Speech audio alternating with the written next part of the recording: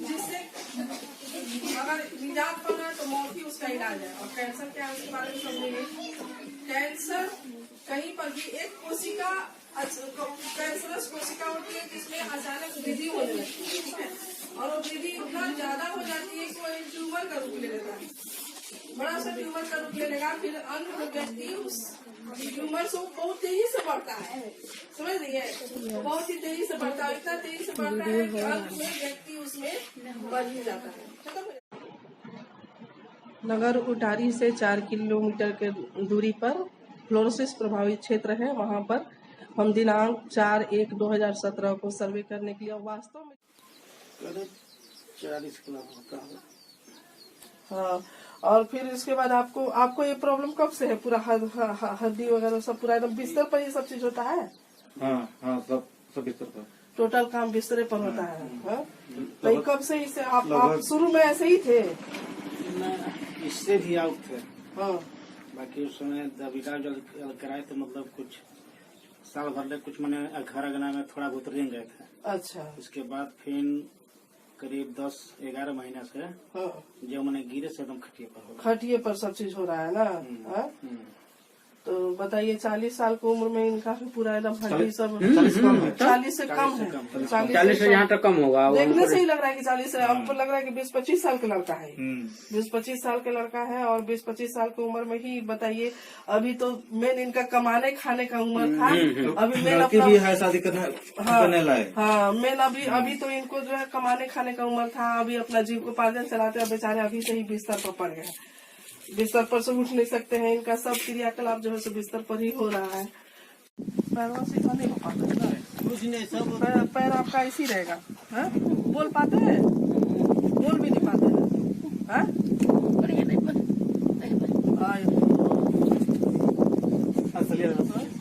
बोल भी नहीं पा रहे हैं। इसी तरह से आपका हाथ सब इसी तरह से रहता है। और पैर भी सीधा नहीं हो पाएगा, कुछ नहीं। बहुत मतलब परेशानी है। पैर भी सीधा नहीं। उम्र आपका कितना हो रहा है? तो उम्र इनका कितना हो रहा है? 40 साल की उम्र में। बताइए 40 साल की उम्र में इनका ये स्थिति है कि इनका शरीर पूरा तरह से अकड़ गया है। देख रहे हैं ना आप लोग कितना, तो यानी खाली केवल पानी के दोष के कारण ऐसा आप लोग मान रहे हैं। इस एरिया में और भी लोग हैं जो इस पानी को पीने से इनका शरीर ऐसे ही लोगों का होते जा रहा है। अभी आपको समस्या है? बहुत दिक्कत बैठने में इतना दिक्कत अब तक कहे ला पर जाला कहल लग जाए, लेकिन पेशाब करे खाली इतना सोचे ला पर ना।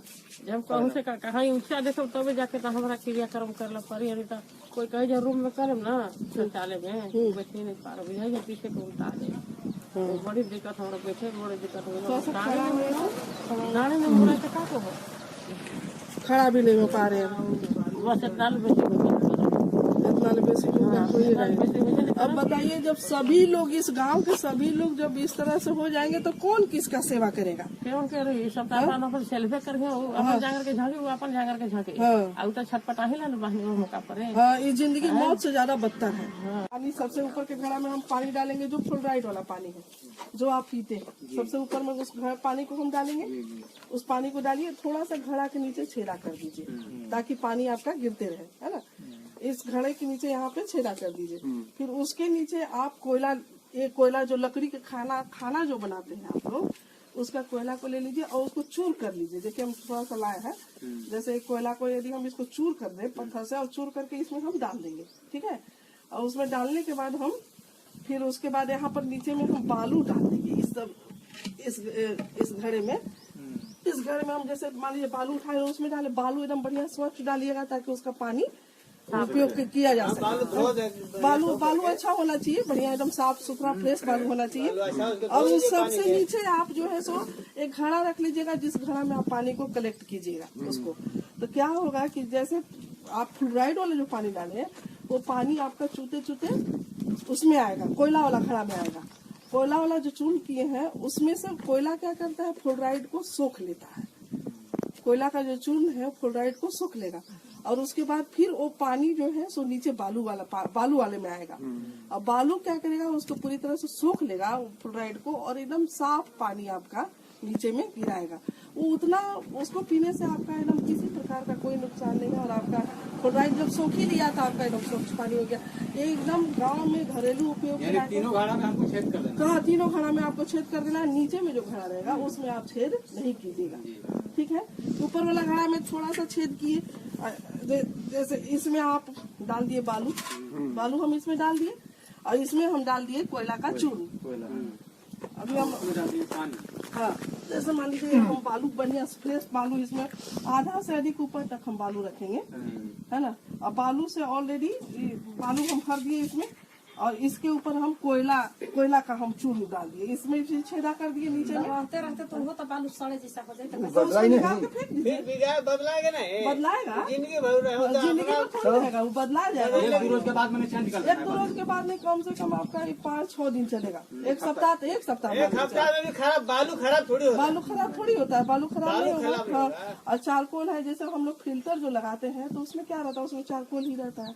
वो भी आपका जो तत्व है वो हानिकारक तत्व वो भी सूख लेता है। तो इस तरह से हम चारकोल के रूप में जैसे कोयला हम डाल रहे हैं, तो देखिए कोयला है, आप समझ लीजिए। इस कोयला को हम चूर्ण बना करके इसमें और डाल देंगे, और जब इस चूर्ण से पानी जैसे गुजरेगा वो करके, तो ये पूरा चारकोल आपका फ्लोराइड को सूख लेगा। कोयला भी उसमें डालिए, आधा घड़ा तक कोयला डालिए, कोयला का चूर्ण डालिए। हाँ, अब पानी डालिए, पानी छू करके कोयले में जाएगा, कोयला वाला में जाएगा, फिर कोयला वाला जो है सो बालू वाला में जाएगा, बालू वाला फिर इसमें नीचे फ्रेश पानी आएगा। इस तरह का है। और ऐसे हम एक बार पहले आए थे, उसका काम किए थे, तो हम एक एप्लीकेशन आपके विधायक के नाम पर हम दिए हुए हैं, विधायक के नाम पर हम दिए, वो बोले कि ठीक है, हम आपका प्रॉब्लम, हम बच्चियों के साथ आए थे यहाँ पर, अपने स्कूल की लड़कियों के साथ आए थे, तो वहाँ पर भी देखे बहुत दर्द हुआ हमको, इतना लोग विपरीत मतलब कंडीशन में थे। तो हम उनको जाकर के पर्टिकुलर हम उनको मिल करके दरखास्त दिए, तो बोले कि नहीं, हम इसका उपाय हम कर रहे हैं, हम कुंभा डैम से, आपका कुंभा डैम है ना, वहाँ से वो सीधे ले आएंगे पानी, और उसमें काम जारी भी है, जैसा ही बता रहे थे। काम चालू है। हाँ, काम चालू है। और देखिए हम रास्ता में देखते भी आ रहे थे कि वो बना रहे हैं। कम लगल होगा या लगने वाला है, अभी सब अब तो लोग आए थे 500 गाड़ी, हाँ सब हो गया, टेंडर सब हो गया, मतलब हम भी जान रहे हैं। हाँ, तो इस तरह से आप जब तक की व्यवस्था नहीं हो जाती है तब तक इसको आप लोग करिए। और आप देखिएगा अभी तो जैसे रहेगा, छोटा छोटा रहता है तो तुरंत पानी छान करके आपको इस तरह का साफ पानी एकदम निकलेगा।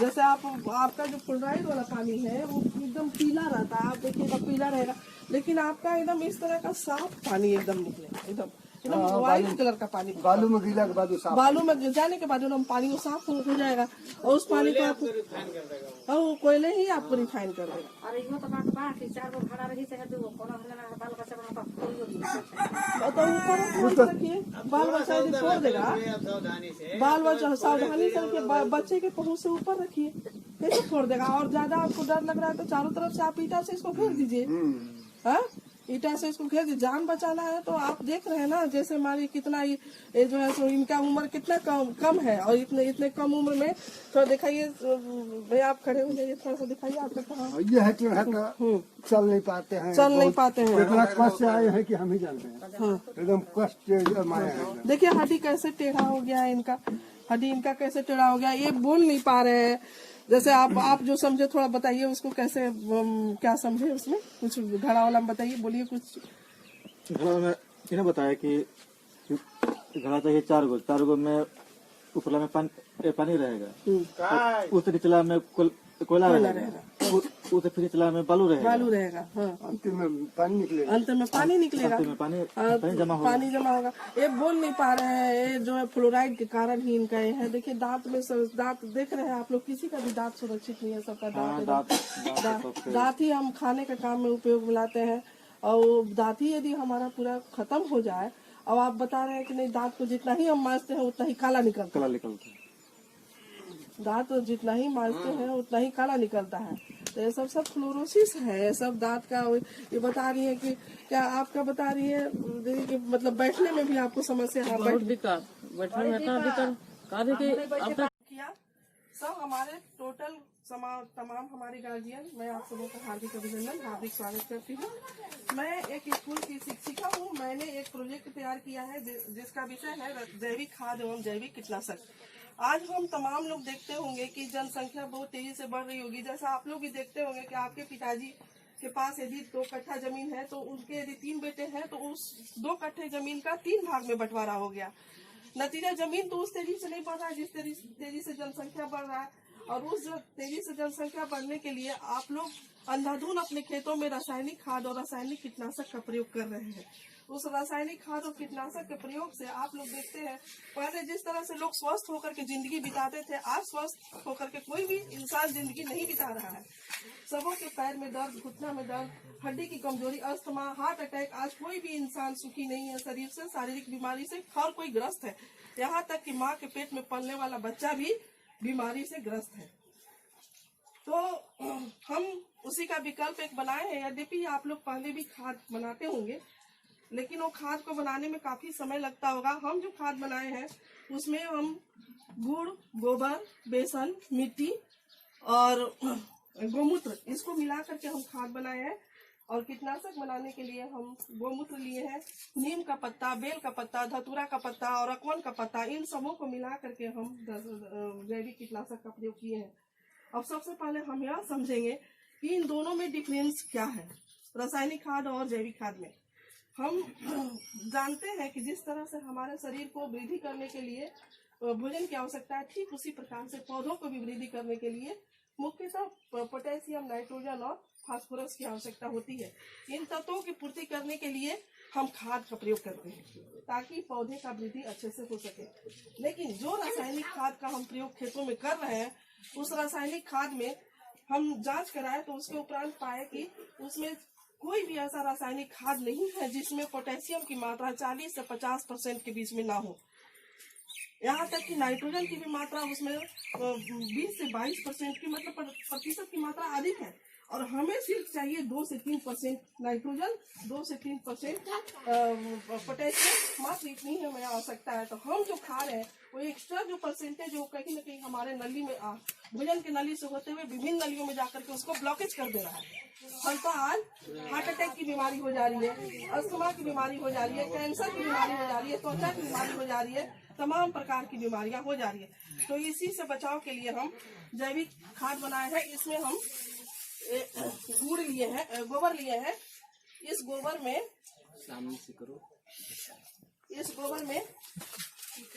जैसे यदि मेरे पास 5 किलो गोबर है तो हम उसमें 1 किलो बेसन मिलाएंगे। 1 किलो बेसन की मात्रा मिलाएंगे। इसमें हम थोड़ा सा केवल बना के आप लोग को दिखा रहे हैं। इसमें हम बेसन की मात्रा मिलाएंगे। उसके बाद इसमें हम गुड़ की मात्रा मिलाएंगे और उसके बाद फिर इसमें हम मिट्टी मिला देंगे। मिट्टी मिला दिए। इन सबों को हम मिला करके बढ़िया से और किसी छायादार स्थान में रख देंगे, इसको ढक देंगे। छायादार स्थान में जब अच्छे से इसको ढक देंगे, उसके बाद हम 72 घंटे तक इसको इसी प्रकार से ढके हुए छोड़ देंगे। फिर 72 घंटे के बाद हम इसको निकाल करके कूट लेंगे और यह हमारा खाद तैयार है। हमारा 3 से 4 किलो खाद हम 4 कट्ठा में आप आराम से उपयोग कर सकते हैं। इसमें किसी प्रकार का कोई नुकसान नहीं है, इसलिए कि तमाम चीजें इसमें जैविक चीजों से बनाई गई है। जैसे जो बेसन हम बनाए वो बेसन भी हमारा चना दाल का है, गुड़ है वो भी गन्ने से है, गोबर है वो भी हमारा गाय से प्राप्त है। अब आप यह कहेंगे कि इतना जल्दी खाद कैसे तैयार हो गया। तो खाद को बनाने के लिए जैसा कि सूक्ष्म जीव आप सभी जानते हैं कि छोटे छोटे बैक्टीरिया उसको तोड़ते हैं, उसको हल्का करते हैं। तो ये जो गुड़ और बेसन मिला है वह गुड़ और बेसन इसके लिए माध्यम तैयार करना है, ठीक है। उसके बाद कीटनाशक बनाने के लिए हम गोमूत्र लेंगे। इस गोमूत्र में हम बेल का पत्ता, धतूरा का पत्ता, अकवन का पत्ता और नीम का पत्ता, इन सारे पत्तों को हम मिला करके और 48 घंटा में 3 बार उबालेंगे। 48 घंटा में 3 बार उबाल करके हम छान लेंगे और उसके बाद हमारा ये कीटनाशक तैयार हो गया। इससे आप देखेंगे कि आपका न सिर्फ कीड़े 1 से 2 घंटा मरते हैं, बल्कि आपके स्वास्थ्य पर किसी प्रकार का कोई नुकसान नहीं पहुंचेगा। इसलिए कि तमाम चीजें धतूरा के बारे में जहाँ तक पता है, यदि हम आप लोग सब जानते भी होंगे, काफी जानकार है आप लोग, यदि धतूरा के फल को खा लिया जाए तो व्यक्ति की मृत्यु हो जाती है। बहुत बड़ा नशा है उसमें। तो यदि हम धतूरे के पत्ता को, जो हमारे गांव में अवेलेबल है, यदि उसका हम उपयोग करें तो क्यों नहीं ये कीड़े मरेंगे, और साथ साथ हमारे स्वास्थ्य पर भी किसी प्रकार का कोई दुष्प्रभाव नहीं पड़ेगा। और इसके साथ साथ यदि हम गोपालन करेंगे गोपालन करेंगे तो हम आर्थिक रूप से भी मजबूत बनेंगे। गोपालन करने से हमें दूध की प्राप्ति होगी, साथ साथ उसका गोबर से हम खाद बनाएंगे। गौ ही एक ऐसा जंतु है जिसका सारा चीज हमें उपयोग में है। गौमूत्र में अभी बाबा रामदेव उस पर तमाम प्रकार का वो कर रहे हैं, उसमें तमाम प्रकार की दवाइयां बनाई जा रही है। गौमूत्र बहुत सारे रोग का इलाज है। तो ये सब हमारे गांव में, हमारा गांव समृद्ध बनेगा। आपको जहाँ तक एक बात हम बता दें, रासायनिक खाद का जो प्रयोग आप कर रहे हैं खेतों में, उसमें आप देखते होंगे कि बहुत अधिक पैसा आपका लग जाता होगा, साथ साथ कीटनाशक में भी बहुत पैसा लग जाता होगा। लेकिन इसको बनाने में यदि गांव के मटेरियल से सब चीज है, तो इसमें क्या बस केवल बेसन और केवल गुड़ का पैसा लगा, बस उसमें आपका खर्च भी कम आएगा, पैदावार भी अच्छी रहेगी, आपका पर्यावरण भी संतुलित रहेगा, स्वच्छ गाँव और सुंदर गाँव का निर्माण होगा। अब बताइए किसी को कोई प्रॉब्लम? ये आप जो कीटनाशक दवा बनाएंगी, ये गौमूत्र कितना रहेगा? हाँ, गौमूत्र की मात्रा कितना रहेगा? जैसे हम गौमूत्र यदि 4 लीटर लिए, 4 लीटर गौमूत्र में हम आधा किलो नीम का पत्ता, आधा किलो बेल का पत्ता, आधा किलो धतूरे का पत्ता, आधा किलो अकवन का पत्ता, इन सारे पत्तों को हम 3 घंटे 48 घंटे में 3 बार उबालेंगे। मतलब दरमियान में गौमूत्र में उबालेंगे। अच्छा, गौमूत्र में उबालेंगे और उसको छान लेंगे। गौमूत्र में उबालने के बाद उसको छान लेंगे, पुनः 48 घंटे में उबालेंगे, उसको छान लेंगे। उसके बाद आप देखिए कितने बार उबाला जाएगा? 48 घंटे में 3 बार। टाइमिंग जैसे 48 घंटे में हम सुबह स्टार्ट किए तो उसके दरमियान आप सोच लीजिए बीच में कोई आवर ले, कितना देर तक उबाला जाएगा? कितना देर तक? मैक्सिमम आधा घंटा।